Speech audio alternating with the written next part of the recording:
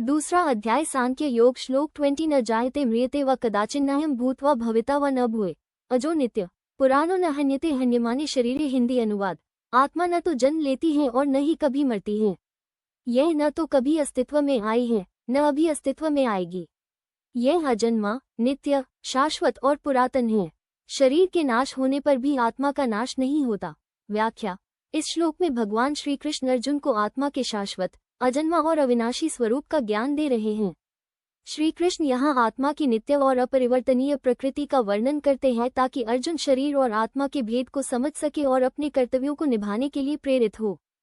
आत्मा का जन्म और मृत्यु से परे होना। श्री कृष्ण कहते हैं कि आत्मा का न तो कोई जन्म होता है और न ही उसकी मृत्यु होती है।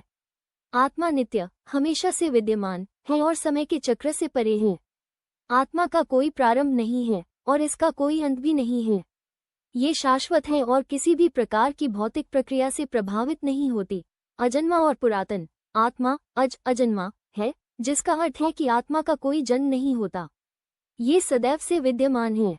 इसे कभी उत्पन्न नहीं किया गया था और यह कभी समाप्त भी नहीं होगी।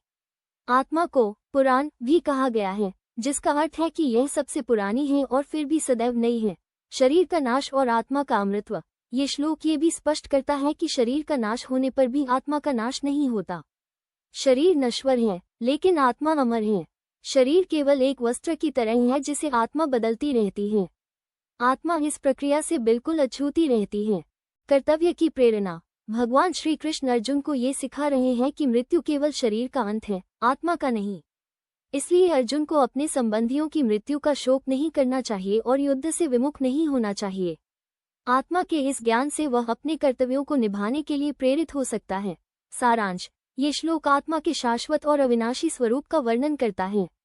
आत्मा जन्म और मृत्यु के चक्र से परे है। यह नित्य, अजन्मा और पुरातन है। शरीर का नाश होना स्वाभाविक है, लेकिन आत्मा कभी नष्ट नहीं होती।